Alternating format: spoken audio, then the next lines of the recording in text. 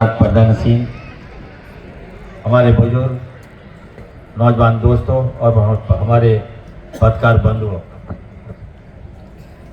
मैं बधाई देना चाहता हूं यहाँ के खास करके सुभान जी का और तमाम नेताओं का जिन्होंने मुझे आग्रह किया कि मंत्री जी एक बार कामतता आप आइए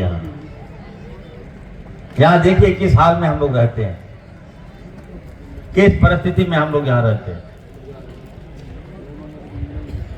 यहाँ आने की पहले से मेरी इच्छा भी थी,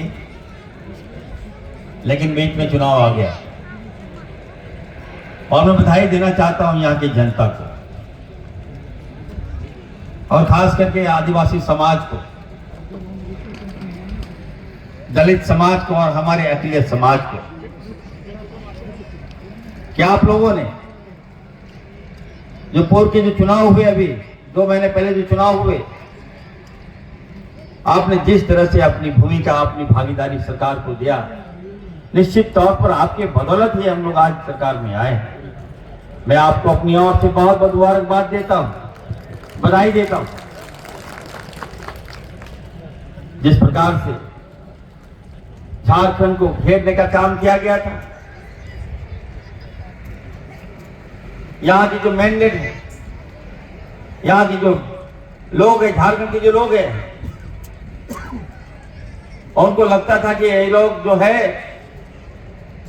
शक्तिपूर्व बलपूर्वक हेलीकॉप्टर से घूम घूम के लगता है सरकार बना लेगा ये लोग।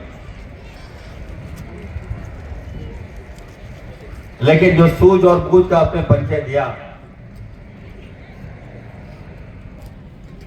वो काबिल तारीफ है, आप बधाई के पात्र हैं।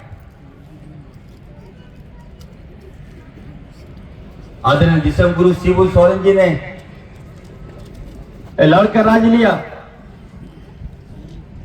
हमारे वालिद साहब फुरकान साहब की कड़ी तपस्या के कारण ये राज्य मिला और लोगों ने ये सोचा कि हमारा राज्य झारखंड अलग होगा, यहाँ के लोगों का विकास होगा, आदिवासियों का विकास होगा, मूलवासियों का विकास होगा। लेकिन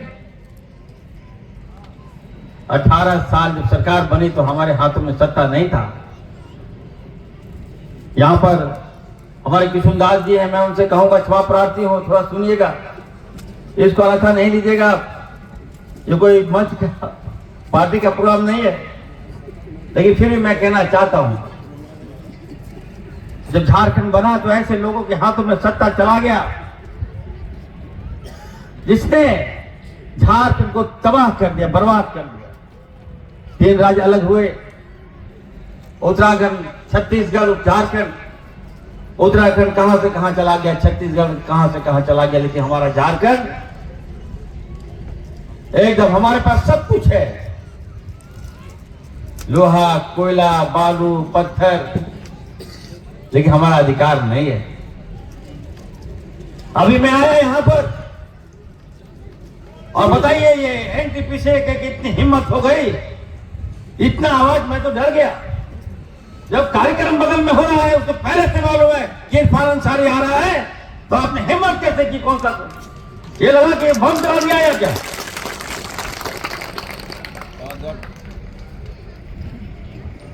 इतना हिम्मत नहीं होना चाहिए।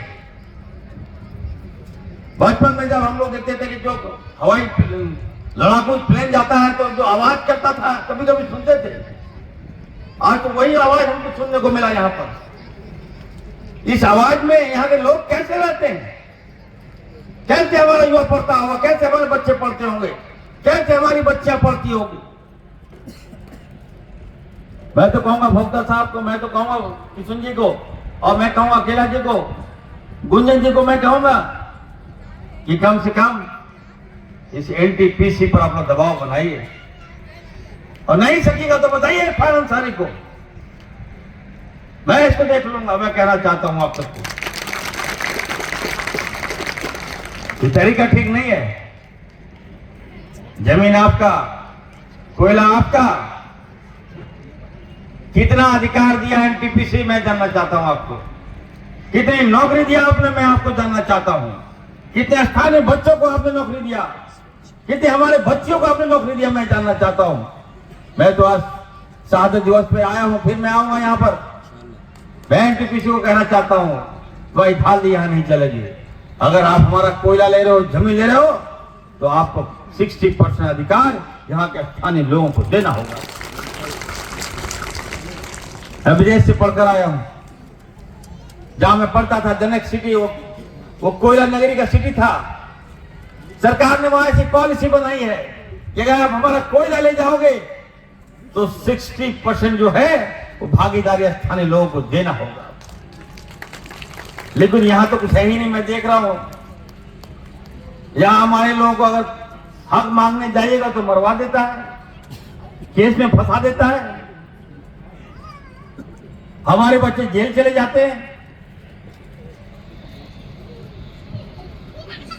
ये एनटीपीसी के जो डायरेक्टर होते हैं, एडी होते हैं, उनको मैं कहना चाहता हूं, हमारी सरकार के पदाधिकारियों के लेन देन करना बंद कर दो। बाबू,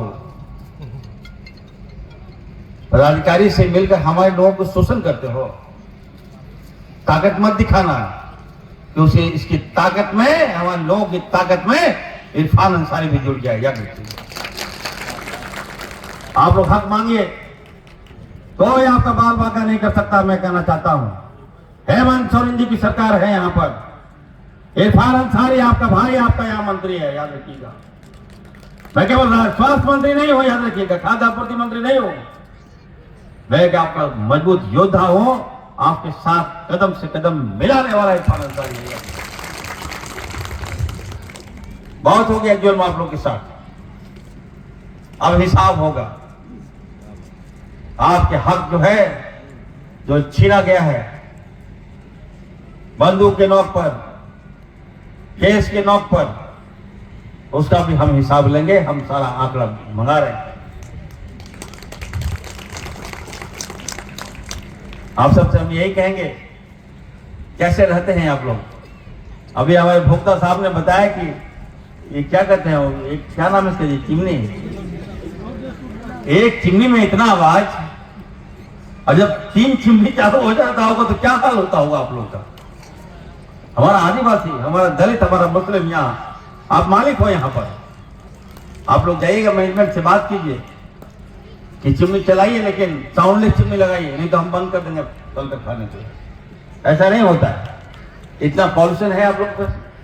अभी हमारे मुफ्ती साहब बता रहे थे कि यहाँ पे बीमारी फैल रहा है, सांस की बीमारी है यहाँ पर, आस्थमा फैल जाता है यहाँ। हम अपनी जान को दे देते हैं यहाँ, और आप क्या कर रहे हैं। इतना बड़ा प्लान लगा है, इस एरिया को तो पूरा डेवलपमेंट कर देना चाहिए था। ना यहाँ एजुकेशन, ना यहाँ मेडिकल कॉलेज है आपका, ना यहाँ इंजीनियरिंग कॉलेज है आपका, ना यहाँ साफ पानी की व्यवस्था इन लोगों ने किया है। तो आपने कंपनी लगाया, प्लान लगाया, तो क्या सोच के लगाया आपने। आपने यहाँ के लोगों को कौन सा हक दिया आपने, मैं जानना चाहता हूं। तो निश्चित तौर पर मैं कहूंगा, थोड़ा धैर्य रखिए।